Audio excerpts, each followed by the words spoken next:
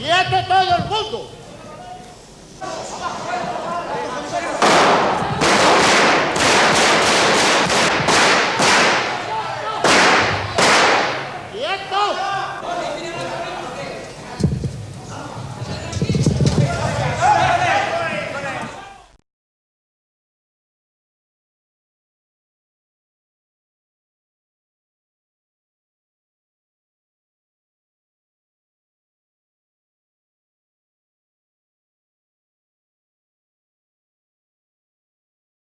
El transistor es un aparato de radio, bueno, ahora claro, ahora ya no, es un aparato de radio pequeño, que seguro que habéis visto en vuestras casas.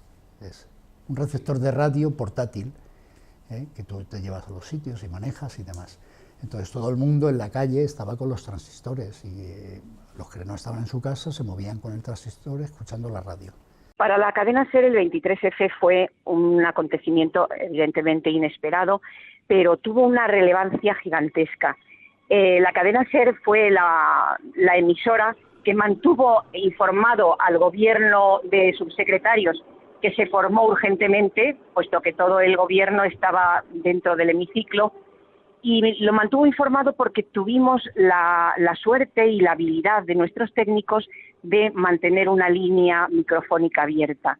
Y por otro lado, y paralelamente, al estar emitiendo la radio durante toda aquella noche, también los diputados que estaban dentro del hemiciclo, con algunos pequeños receptores de radio, pudieron enterarse de que fuera la situación no era tan alarmante y era más bien de calma, con lo cual ellos pudieron mantener también la calma. Yo creo que ahí el hilo conductor de la radio, hacia adentro y hacia afuera, fue muy importante para el desarrollo de los acontecimientos y el final feliz y satisfactorio para la democracia.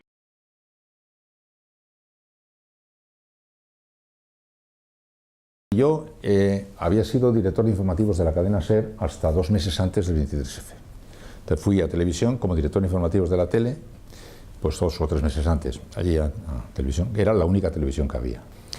Bueno, el 23 de febrero pasó una cosa que es la que primero os va a hacer entender por qué fue importante para mí, fue para todos, pero de una manera especial para mí.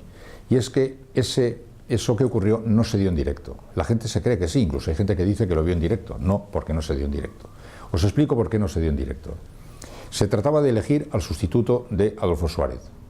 Era el presidente Leopoldo Calvo Sotelo el que le iba a sustituir a Calvo Sotelo. Era evidente que iba a salir él, no había sorpresa, no había misterio, no había suspense, no había nada, y además no había ninguna otra televisión para competir, de manera que nosotros sencillamente estábamos grabando la rutina de un acto cuyo desenlace conocíamos cómo iba a ser y que por la noche íbamos a recoger en el telediario. Entonces yo estaba recibiendo aquella información, yo en mi despacho tenía un montón de monitores, los monitores de las señales que se reciben, una es Eurovisión, otra los partidos que están grabando, y una era la señal de ese acto que estaba celebrando en el Congreso. Quiero decir con esto que cuando ocurrió lo que habéis visto muchas veces, yo fui el único que no estaba allí dentro que lo vio en directo. Y ahora os invito a que os imaginéis esa escena que habéis visto muchas veces sin saber cómo acaba. Sabéis que hay disparos y que los diputados desaparecen, no sabéis si a esconderse o abatidos por las armas. No sabíamos qué pasaba allí, qué iba a ocurrir, se interrumpió aquella conexión. La Guardia Civil entra en estos momentos en el Congreso de los Diputados. Hay un teniente coronel que con una pistola sube hacia la tribuna, en estos momentos apunta. Es un guardia civil, está apuntando con la pistola, entran más policías. Quiero decir por eso que ya empezó el día siendo grave para toda España y con una agudeza especialísima para mí, que estaba viendo aquello en directo sin saber cómo acababa. Jugarse la vida es relativo, porque en ese momento tú no piensas que te está jugando nada. En ese momento lo que piensas es que está aconteciendo algo allí y que aquello tiene que sonar y que los oyentes tienen que saber qué es lo que pasa. Entonces realmente no te da tiempo a pensar si te está jugando la vida, si hay peligro, si no lo hay. Hay una situación y reaccionas o no de determinada manera. Yo hace mucho que no voy, pero entonces había una tribuna de prensa, la cadena SER había comenzado a emitir los plenos y bueno, pues yo me dedicaba con los periodistas que cubrían la información del Congreso como técnico a cubrir esos eventos. Y entonces teníamos instalado la tribuna de prensa, 2 o 3 micrófonos, dependiendo del número de periodistas o de comentaristas que hubiese, y esos cables salían a unas cabinas de teléfono que nos habían dejado el Congreso para que pudiésemos tener los equipos. La verdad es que muy mal acondicionado, porque la SER llegaba a ese tipo de información y no era del todo del agrado del Congreso de los Diputados. Ellos, a Radio Nacional sí, le habían colocado un estudio fantástico, cosa que le perjudicó en esta ocasión, y a nosotros nos habían dado una cabina de teléfono, pero una cabina que tendría 1,10 metros por 1 metro, o sea, muy pequeñita, lo que son cabinas de teléfono. Y estaban corridas, había 5 cabinas, si no recuerdo mal, y nosotros teníamos los equipos en una. Entonces estábamos transmitiendo, evidentemente cuando el técnico está haciendo una cosa de este tipo está siempre con auriculares y yo no veía lo que ocurría en el hemiciclo. Pero sí escuché a Rafael Luis Díaz, que era el redactor especialista en política del Congreso, le oí como decía, acaba de entrar un teniente coronel, muy asustado, muy excitado y tal, y nos están apuntando, nos están no sé qué. Sí, algo en estos momentos hay un disparo. Se ha oído un golpe muy fuerte en la cámara, no sabemos lo que es porque se ven la policía, la Guardia Civil entra en estos momentos en el Congreso de los Diputados. Hay un teniente coronel que con una pistola sube hacia la tribuna, en estos momentos apunta. Es un guardia civil, está apuntando con la pistola, entran más policías, está apuntando al presidente del Congreso de los Diputados con la pistola y vemos cómo, cuidado, la policía.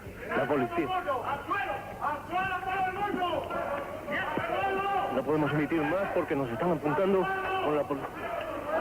Llevan metralletas.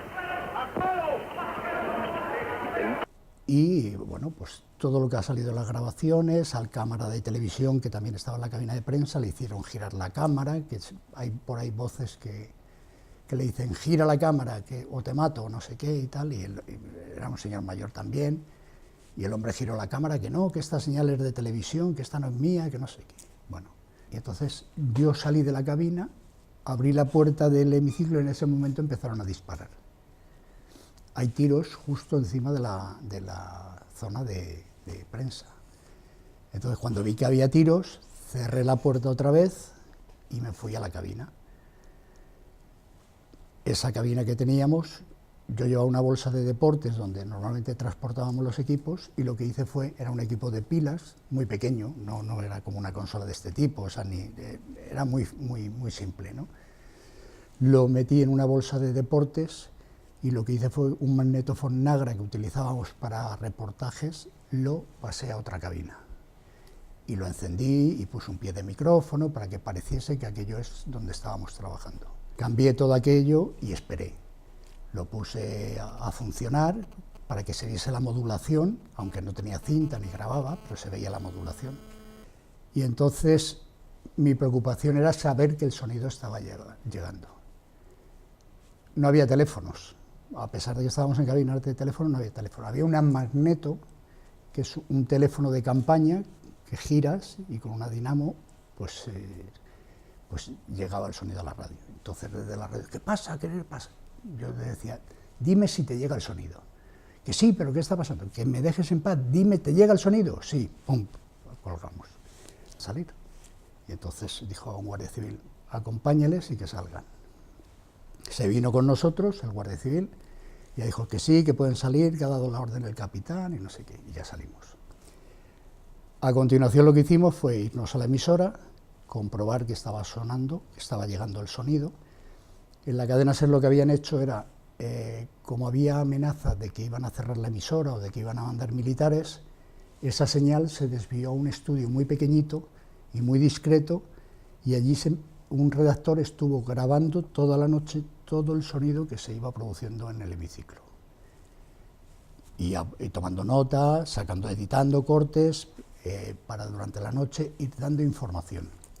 Lo que nos importaba en aquel momento era que no supieran que nosotros teníamos un micrófono abierto, porque ellos lo que hicieron fue ir a la cabina y la que yo había dejado como cebo la desconectaron, sacaron el magnetofón, lo tiraron al suelo, todo esto. Pero lo que no se dieron cuenta es que esto estaba metido en una bolsa de deportes y allí estaba el equipo que estaba emitiendo la señal. Nos fuimos al Congreso y conseguimos, a través de la mediación de José María García, que conocía a militares que estaban estableciendo el cordón de seguridad, conseguimos dejar la unidad móvil en lo que es la puerta del Hotel Palace. Y allí estuvimos, allí estaban 6 o 7 periodistas de la cadena SER subidos en el techo del coche, se soltaban pildoritas para que se supiese qué estaba ocurriendo, pero se hacía de una forma discreta para que no descubriesen que teníamos nosotros aquello. Allí habíamos oído que había un diputado que se había puesto enfermo, un problema de ansiedad, había otro que iba dando información porque tenía un pequeño transistor y estaba escuchando la SER y les pasaba la información al resto, entre ellos se comunicaban, oye, es que en Valencia se han levantado los tanques, que no sé qué, tal. Bueno, estaban informándose a través de la radio. Y es que esos militares en un momento determinado se van, al cabo de 2 horas. Pero no se van diciendo por qué se van. No sabíamos si se iban porque ya se habían aburrido de estar allí, porque habían perdido o porque venía el relevo dentro de 5 minutos. El hecho es que ellos, cuando invadieron Televisión Española, ordenaron que no hubiera información. Como no dijeron por qué se iban, no sabíamos si seguía en vigor la orden de prohibido hacer información. Y entonces el director general y el director de Radio Nacional y yo nos reunimos, tomamos la decisión de, aunque han dicho que no se dé información, vamos a empezar a dar información, porque mientras tanto Televisión Española estaba poniendo documentales y peliculitas. Y entonces decidimos eso. Pero como no sabíamos si aquello llevaba aparejado algún riesgo, entonces en vez de encargarle a un director de un programa, al director de un telediario o a un periodista de la redacción, decidimos hacerlo nosotros. Que el director de Radio Nacional leería él el comunicado en Radio Nacional y que yo lo haría en Televisión Española. Y fue la primera vez que yo salía en pantalla, pues para comunicar que habíamos sido invadidos, que se habían marchado, que no sabíamos si podíamos informar o no, habíamos decidido hacerlo y que en ese momento empezábamos ya a informar. Buenas noches de nuevo. A la 1:38 nos llega un teletipo de línea y media que dice así: el general Milán del Bosch ha ordenado que se retiren las fuerzas a su mando estacionadas en la vía pública de Valencia. Hemos de añadir también una noticia que complementa una información anterior.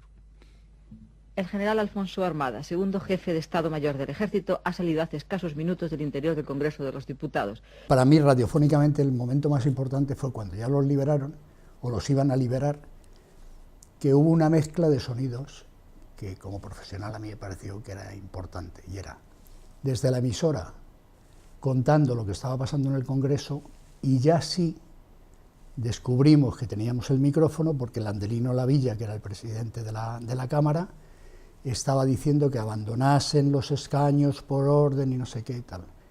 Esa fusión de sonidos a mí me pareció espectacular, estar escuchando las dos situaciones, ¿no? La de fuera de la información y la información pura y dura de dentro. Un miembro de la Guardia Civil se ha dirigido a los diputados para decirles, por favor vayan saliendo, salgan poco a poco, empiecen por la primera fila. Repetimos, se está produciendo la salida. Es el presidente del Congreso, Landelino Lavilla, el que en estos momentos se dirige a los diputados. Tenemos ya conexión en directo con el Congreso. Tranquilidad, por favor. Tranquilidad, tranquilidad. Permanezcan en sus sitios, es igual. Es la voz del presidente del Congreso, Landelino Lavilla. Y nada, así estuvimos hasta que a la mañana ya salieron todos, los policías y los guardias civiles empezaron a saltar por las ventanas, a marcharse, en fin, a saludar allí a los jefes militares. Un país en el que no hay libertad no se parece a un país en el que hay libertad. Un país viviendo una situación como aquella de golpe de Estado no se parece a ninguna otra situación, que espero además que no tengamos que repetir para que nos sirva aquella experiencia. Pero es que además no nos serviría aquella experiencia porque solo había una televisión y ahora hay muchas, porque no había redes sociales y ahora sí, porque entonces hubiera sido, hoy sería absurdo que una televisión decidiera no daros esa información porque estaría dando otro, porque no se podría no tener información porque desde el interior del Congreso los diputados mandarían señales, estarían mandando, no te da ninguna lección para nada. La lección que a mí me sirvió por encima del uso de aquella experiencia para una eventual circunstancia igual, que no se repetirá, es la confirmación de que cuando solo hay una televisión no es un medio de comunicación como los demás. Yo era periodista, yo nunca había tenido una información como aquella tan gorda y sin embargo decidimos no darla porque estaba en peligro el Congreso y el Gobierno estaban secuestrados, todos. El Gobierno y el Gobierno estaban secuestrados en el Parlamento. Como habían amenazado con disparar si desobedecíamos, no nos atrevimos a dar aquella información por si poníamos en riesgo. Para un periodista que tenía esa información y que nunca tendrá una mejor, aceptar que eso no se emita porque hay un bien superior es algo importante. Y yo descubrí que yo estaba de acuerdo. Se hubiera hecho aunque yo no hubiera estado de acuerdo, porque la decisión de no emitir la tomaron la superioridad de la casa. Hubiera dicho yo lo que sea, no lo hubieran dado. Pero yo me descubrí a mí mismo entendiendo que no se diera y estando de acuerdo en que no se diera. Aprendí, por tanto, una cosa para siempre, y es que hay circunstancias especiales, por fortuna muy infrecuentes, en las cuales el periodismo al que tanto queremos, la libertad de expresión en la que creemos, la información y sus derechos en los que creemos, pueden a lo mejor tener que entender que puede haber otros bienes superiores. Yo eso lo aprendí. Fue trascendente porque en todo el país hubo movilizaciones, gente en el País Vasco que empezó a pasar las fronteras, a marcharse, o sea, el miedo fue real y esto, pues yo creo que ha quedado en la mente de todo el mundo como una situación de periodismo auténtica y para la que vosotros os estáis preparando y en la que yo creo que es donde el periodista de verdad, el de rigor, tiene importancia. Fue una situación que yo creo que cualquier profesional trata de solventar lo mejor que puede, porque en ese momento no te da tiempo a pensar en nada. Yo tenía entonces 31 años, con lo cual tampoco te planteas mucho ese tipo de cosas, y si te las planteas no te importan. Y yo no le he dado nunca importancia, creo que no la tiene, que lo que hice fue el trabajo que me correspondía hacer, y si me han preguntado muchas veces, ¿lo volverías a hacer? Pues claro, evidentemente que lo volvería a hacer.